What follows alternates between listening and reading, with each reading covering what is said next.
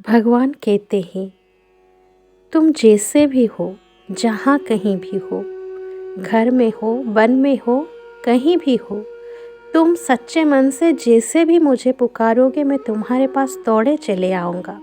राधे राधे, जय श्री कृष्ण सभी को।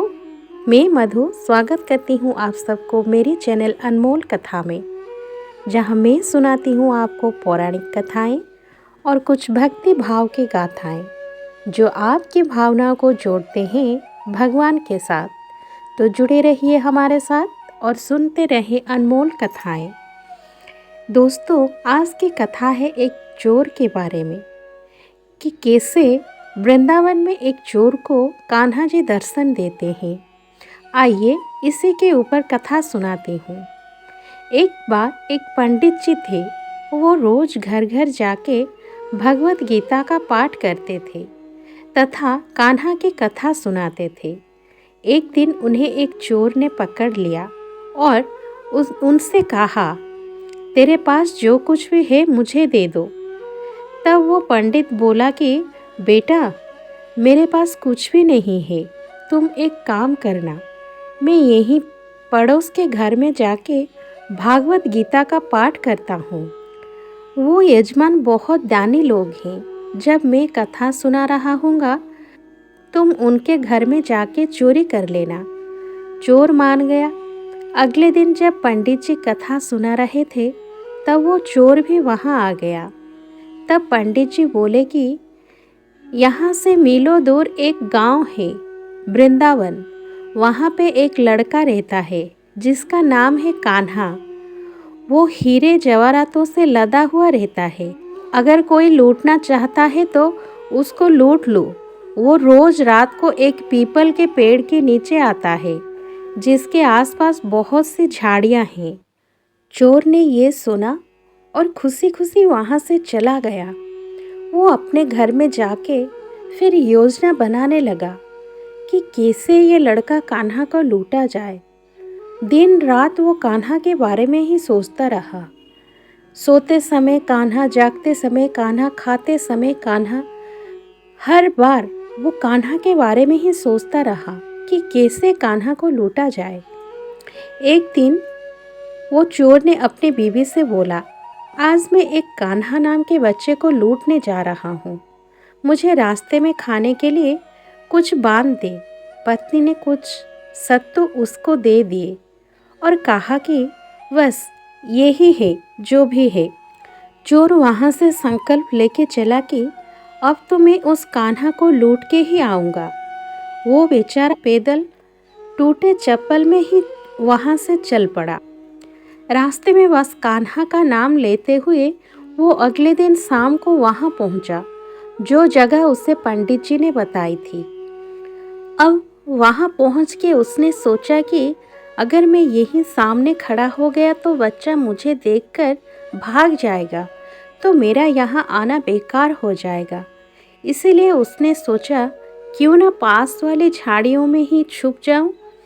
वो जैसे ही झाड़ियों में घुसा, झाड़ियों के कांटे उसे चुभने लगे। उस समय उसके मुंह से एक ही आवाज़ आई, कान्हा कान्हा। उसका शरीर लहूलुहान हो गया, पर मुंह से सिर्फ यही निकला कि कान्हा आ जाओ। अपने भक्त की ऐसी दशा देख के कान्हा जी चल पड़े। तभी लक्ष्मी जी बोली कि प्रभु, कहाँ जा रहे हो? वो आपको लूट लेगा।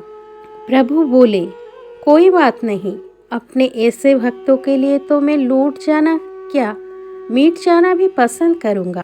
और ठाकुर जी बच्चे का रूप धारण करके आधी रात को वहाँ आए। वो जैसे ही पेड़ के पास पहुँचे, चोर एकदम से बाहर आ गया और उन्हें पकड़ लिया और बोला कि ओ कान्हा, तूने मुझे बहुत दुखी किया है। अब ये चाकू देख रहा है ना, अब चुपचाप अपने सारे गहने मुझे दे दे। कान्हा जी ने हंसते हुए उसे सब कुछ दे दिया। वो चोर हंसी खुशी अगले दिन अपने गांव में वापस पहुंचा और सबसे पहले उसी जगह गया जहां पे वो पंडित जी कथा सुना रहे थे। और जितने भी गहने वो चोर चोरी करके लाया था उसका आधा उसने पंडित जी के चरणों में रख दिया। जब पंडित ने पूछा कि ये क्या है, तब उसने कहा, आपने ही मुझे उस कान्हा का पता दिया था ना, मैं उसको लूट के आया हूँ और ये आपका हिस्सा है। पंडित ने सुना और उसे यकीन ही नहीं हुआ। वो बोला कि मैं इतने सालों से पंडिताई कर रहा हूँ, वो मुझे आज तक नहीं मिला। तुझ जैसे पापी को कान्हा कहाँ से मिल सकता है? चोर के बार बार कहने पर पंडित बोला कि चल, मैं भी चलता हूँ तेरे साथ वहाँ पर, मुझे भी दिखा कि कान्हा कैसा दिखता है। और वो दोनों चल दिए। चोर ने पंडित जी को कहा कि आओ मेरे साथ, यहाँ छुप जाओ, और कांटों के कारण दोनों का शरीर लहूलुहान हो गया और मुंह से बस एक ही आवाज़ निकला, कान्हा कान्हा। ठीक मध्य रात्रि कान्हा बच्चे के रूप में फिर वहीं आए और दोनों झाड़ियों से बाहर निकल आए। पंडित की आंखों में आंसू थे।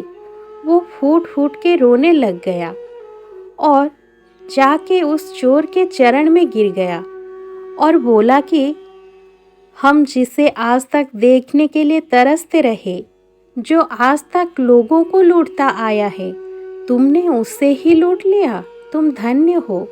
आज तुम्हारी वजह से मुझे कान्हा के दर्शन हुए हैं। तुम धन्य हो। ऐसा है हमारा कान्हा का प्यार अपने सच्चे भक्तों के लिए। जो उसे सच्चे दिल से पुकारते हैं तो वो भागे भागे चले आते हैं। हम जैसे भी हैं, जिस हाल में हैं, अगर सच्चे दिल से एक बार पुकार ले तो वे दौड़े चले आते हैं। पतित पावन है वो, जाने कितने ही पतित उनका नाम लेके पावन हो गए हैं।